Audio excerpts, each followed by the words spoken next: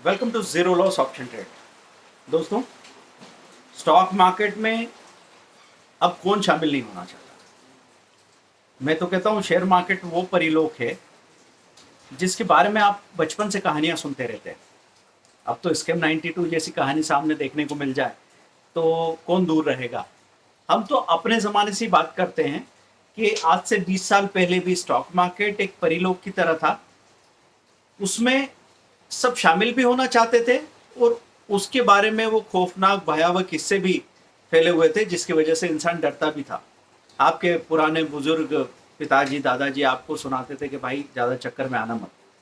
तो आज सभी आना चाहते हैं, लेकिन सवाल ये है कि कहाँ से शुरुआत करें, कहाँ से एंट्री करें। किसी ब्रोकर के साथ तो सबसे पहले तो दिमाग में बात आती कि कोई बैंक के साथ काम शुरू होगा, या तो कोई गवर्नमेंट बैंक होगी, पीएसयू बैंक या प्राइवेट बैंक होगी, उसके यहाँ पे ही अकाउंट खुलवा सकते हैं।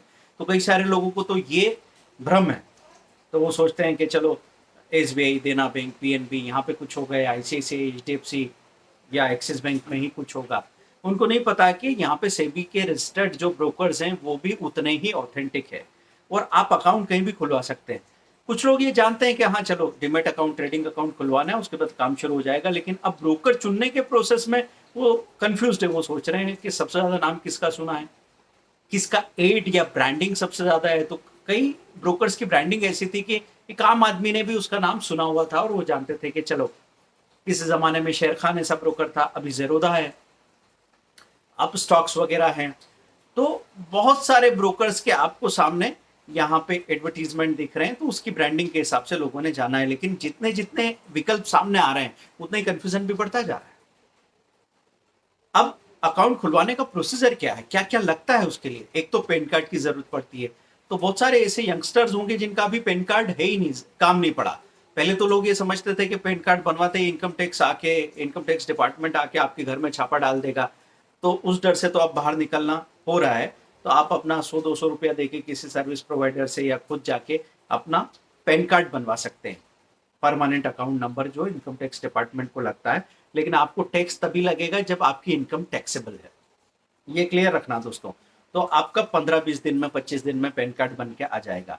फिर क्या लगेगा आपको, pan card, address proof, identity proof, और जैसे आधार कार्ड लग गया या फिर ड्राइविंग लाइसेंस हो गया, और आपके बैंक अकाउंट का स्टेटमेंट, पिछले 6 महीने का स्टेटमेंट, अगर एफ एंड अकाउंट खुलवा रहे हैं, नहीं तो पासबुक की फोटोकॉपी।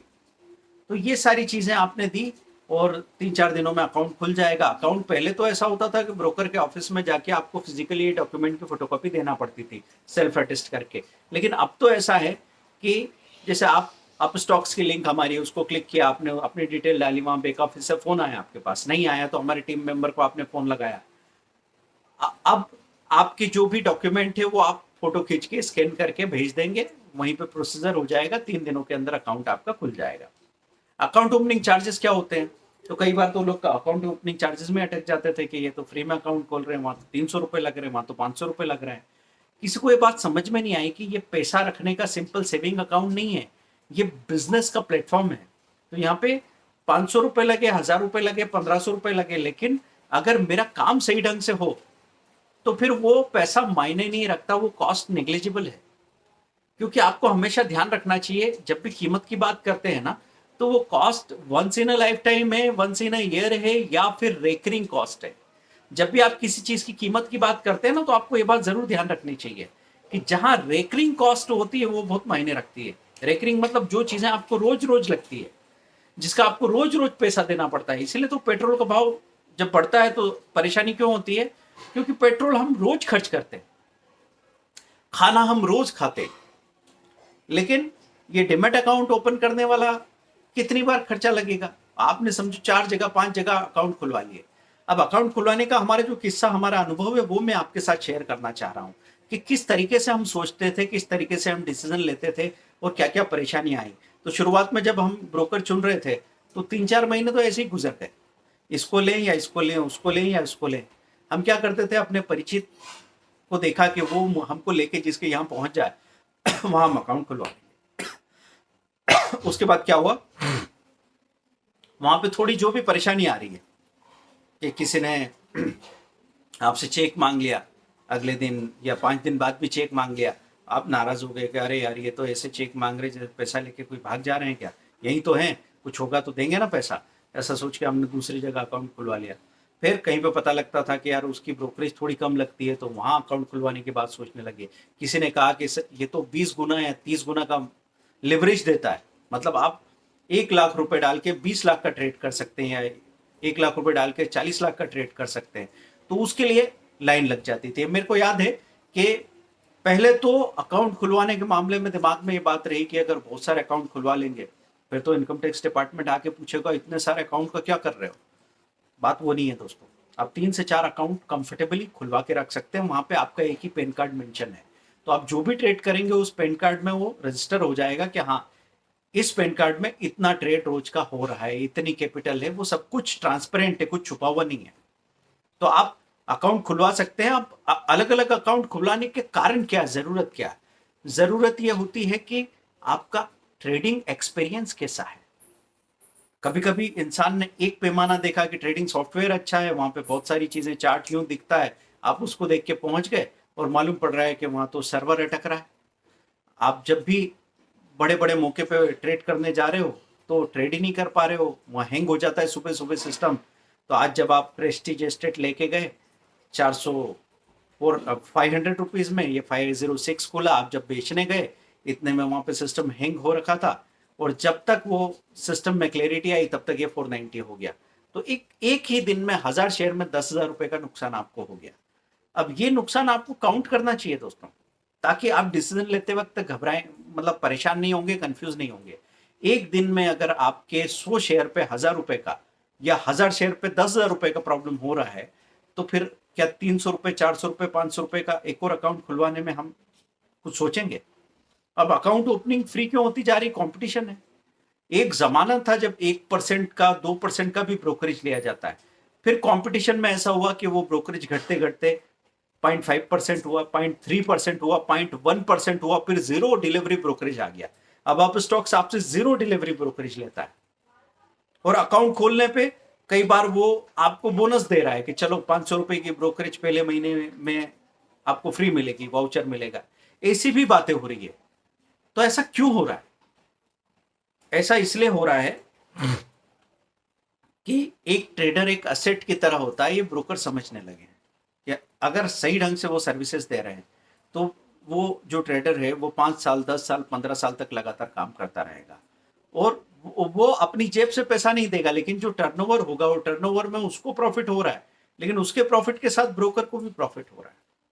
इसलिए अब तो ब्रोकर्स एडुकेट भी कर रहे हैं अपने क्लाइंट्स को। पहले कोई एडुकेट करने को राजी नहीं था, वो कहते थे हमने कोई स्कूल थोड़ी खोल रखा है। तो सिर्फ ब्रोकरेज की वजह से डिसीजन ले लेना गलत था, सिर्फ लिवरेज की वजह से डिसीजन ले लेना गलत था, सिर्फ सॉफ्टवेयर की वजह से लिवरेज ले लेना या डिसीजन लेना गलत था। मैं बात कर रहा था कि ओवरऑल एक्सपीरियंस कैसा है। तो पहले हम लोगों को कहीं पे जैसे ट्रेडिंग का हमारा तरीका गलत है तो वहां नुकसान हो गया, तो हम हमेशा ऐसा कोई टोटका खोजते रहते थे कि ब्रोकर चेंज कर लें क्या, ये अपने को सूट नहीं हो रहा है, इसका वास्तु ठीक नहीं शायद, तो ऐसा सोच के भी हम ब्रोकर चेंज कर लेते थे। फिर दूसरी जगह गए, फिर हमारी हरकत नहीं बदली, तो शुरू में तो वहां पे थोड़ा प्रॉफिट आने लगा, क्योंकि जब आप एक सेटअप चेंज करते हो ना तो वहां पे नए तरह के लोग मिल जाते हैं, तो थोड़ा कुछ आपको सीखने को मिल जाता है।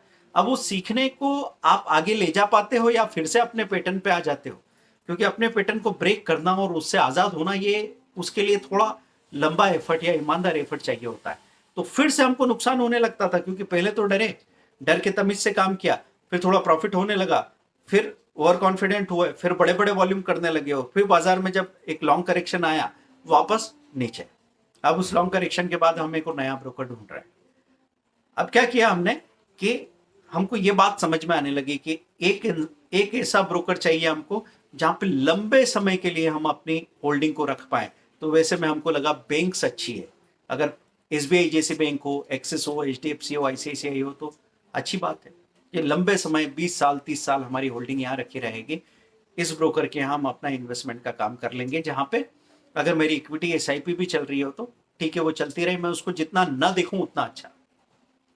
कुछ चीजें ऐसी होगी कि जो पहले से आपने तय करके कैलकुलेट करके प्लान की है, उसमें बीच के उतार चढ़ाव का पूरा प्रोविजन है, तो बीच में आप उसको इंटरफेयर मत कीजिए, उसको छेड़िए मत। बीच बीच में कहीं 6 महीने में देखा और आपको लगा काफी क्वांटिटी इकट्ठी हो गई है और थोड़ा कुछ अप्रिसिएशन मिल रहा है, तो हमने वहां 15 से 20% का प्रॉफिट बुक कर लिया और फिर उसको इक्विटी एसआईपी को अपना काम करने के लिए छोड़ दिया। जहां पे हमको बीटीएसटी करना है, 3 डे फास्ट स्विंग जैसी बात करनी है, जैसे अभी ऑल इन वन स्क्रीनर में या 325 पीएम स्क्रीनर में 2 से 3 दिन के अंदर 5-5% का रिटर्न मिल ही रहा है। तो ऐसी जगह पे हमको क्या चाहिए कि अगले दिन या 2 दिन बाद भी बेचना चाहूं तो प्रॉब्लम नहीं आनी चाहिए। फटाफट सुबह अगर 9:16 पे बेचूं बाजार खुलने के 1 मिनट बाद तो बिकना चाहिए, कोई प्रॉब्लम नहीं आनी चाहिए। जितना इजी ऑपरेशन है उतना सही होगा। तो एक ट्रेडिंग हमारी वो हो गई, और एक हमने ऑप्शन के लिए, फ्यूचर के लिए अलग से एक अकाउंट खोल के रख लिया, ताकि ये सब मिक्सअप नहीं हो। नहीं तो मिक्सअप क्या होता है, कई बार आप अपनी डिलीवरी बेच रहे हैं, डिलीवरी उठा रहे हैं, इंट्राडे में प्रॉफिट हो रहा है वो उसमें एडजस्ट हो गया है, जो लॉस हो रहा है उसमें एडजस्ट हो गया, और आपको मालूम नहीं पड़ रहा आखिर चल क्या रहा है। और ऐसे में आप कंफ्यूज होते जाते हो। जबकि अगर 3 अलग अलग अकाउंट है तो हमको पता लग रहा है फेंडो में मैं कैसा परफॉर्म कर रहा हूँ, इक्विटी कैश के बीटीएसटी में या इंट्राडे में कैसा परफॉर्म कर रहा हूँ, उधर मेरी एसआईपी चल रही है उसमें कैसा परफॉर्म कर रहा हूँ। 3-3 महीने के बाद, 6 महीने 12 महीने में जब मैं चेक करने जाता हूँ तो आंकड़े साफ साफ बता देंगे कि किस चीज ने काम किया सही तरीके से। छोटे समय में नहीं, छोटे समय में तो ऐसा कई बार होने वाला है कि इंट्राडे आपको 2 दिन में इतना पैसा दे देगा जो आपकी डिलीवरी आपको 6 महीने में नहीं दे पा रही, लेकिन इंट्राडे जैसे पैसा दे रहा है वैसे लेके भी तो जाएगा। तो 6 महीने बाद, 1 साल के बाद हम देखेंगे कि बात बनी कैसे। अभी 1 लाख का आपने पता लगा 1 महीने में 1 लाख का 31 बना लिया, क्योंकि बहुत अच्छी रैली आई थी और आपने सही चीज पकड़ ली थी। हाँ, कोई भी चांस हो सकता है, या उस वक्त आपकी स्टडी, आपका अप्रोच सही हो, गड़बड़ नहीं कर रहे थे। 1.30 हो गया 1 लाख का, फिर आपको लालच जाग गया, फिर आपने गड़बड़ की तो 1.30 में से 15 चला गया, फिर आप उसके रिएक्शन में और गड़बड़ करने लगे तो 1.5 ही बच गया। तो 6 महीने बाद जब आप देखने गए तो आपको पता लग रहा है 1 लाख रुपए का 1,05,000 रुपया है। अब आप बताइए कि आप तो म्यूचुअल फंड से भी पीछे रह गए। तो जो भी फैसला होगा वो एक रीजनेबल टाइम देने के बाद उस टाइम में ही नापा जाना चाहिए दोस्तों। एक एक 2-2 दिन का जो बिगिनर्स लक है उसके हिसाब से आप फैसले नहीं कर सकते। तो दोस्तों, आपको मैं एक अकाउंट अपने साथ खोलने के लिए कह रहा हूं। अभी आप स्टॉक्स का लिंक दे रखा है मैंने, आप वहां जाओ, और आपको क्या लगेगा उसके लिए, आपको 4 फोटोकॉपी लग सकती है, या आपको फोटो खींच के भेजना है अपना पैन कार्ड का, आपने एड्रेस या वोटर आईडी कार्ड का, आपका बैंक स्टेटमेंट की फोटोकॉपी भेजी, आपने अपने फोटो भेजे, बस इतनी सी बात, और आपका अकाउंट ओपन हो जाएगा। अगर कभी फ्री अकाउंट का ऑफर नहीं होगा तो 300 रुपये चार्ज लग गया, मतलब 1 रुपया पर डे आपने एक्स्ट्रा खर्च कर लिया। लेकिन ये 1 रुपया पर डे ज्यादा आपको पैसा क्यों देगा, क्योंकि हमारी टीम आपको सपोर्ट करने के लिए बैठी हुई है। कोई भी एक्टिव ट्रेडर अगर कॉल करता है टीम से को और पूछता है कि भाई अभी कौन सी डिलीवरी उठा लूं, तो वो या तो आपको किसी व्हाट्सएप ग्रुप में शामिल कर लेंगे, या फिर आपको उसी वक्त बता देंगे कि ये प्रॉब्लम है, इतना इतना पैसा, आप ये पोजीशन बना लो। अगर उनसे ये चीज सॉल्व नहीं होती है तो आप मुझसे बात कर सकते हैं, वो मेरी तरफ फॉरवर्ड कर देंगे आपको। तो ये सपोर्ट, ऐसे कोई मैसेज सपोर्ट की बात करें तो 20,000 1 मंथ का मैसेज सपोर्ट होता है कि मार्केट में काम क्या करना है। फिर भी हम ट्रेनिंग के लिए आपको इतना क्यों समझाते हैं, ये 1500 रुपए का, 3000 का, 5000 का कोर्स किस लिए बात कर रहे हैं, क्योंकि आपकी समझ आपका साथ देगी। मैं कितना लाख चाहूं, लेकिन 1000 लोगों को अगर 3:20 पे ये तय करना हो, 3:20 से 3:25 में, कि मैं आज क्या ले लूं, क्या कर लूं, और अगर उनको चीजें हैंडल करना नहीं आती है तो मैं कितने लोगों से बात कर पाऊंगा, और कितने लोगों से ये पूछ पाऊंगा कि आपके पास पैसा कितना है, 20,000 है आप इतने ले लो, आपके पास 2 लाख है आप ये कर लो, आपके पास 5 लाख है आप फ्यूचर और ऑप्शन का हेजिंग कर लो। तो दोस्तों, किसी से जवाब जानने के लिए भी आपके पास बेसिक नॉलेज जरूरी होता है। वही नॉलेज हम आपके साथ शेयर करने की बात कर रहे हैं। जब आप हमारे कोर्सेस को देखते हैं ना, तो आपका नजरिया एकदम 360 डिग्री बदल जाता है। आप पहली बार एक सिंसियर बिजनेसमैन की तरह सोचने लगते हैं। और सिंसियर बिजनेसमैन का पहला कदम क्या होता है, एक रिजनेबल इनपुट डाला मार्केट में अपने आप को इंप्रूव करने के लिए। मतलब किसी ने 2,000, 5,000 या 1 लाख रुपए डाला है, तो उसने कैलकुलेट करके रखा है कि 1 लाख रुपए का 6 महीने का कोर्स मैंने किया, मतलब कितना पैसा, 300 रुपये एक्स्ट्रा डाल दिया मैंने, या 250 रुपये एक्स्ट्रा डाल दिया। अब ये 250 के बदले अगर मुझे 500 रुपये एक्स्ट्रा मिलने लगता है तो बस ठीक है, मेरा पैसा तो डबल हो गया ना, ये तो एफडी से भी अच्छा है।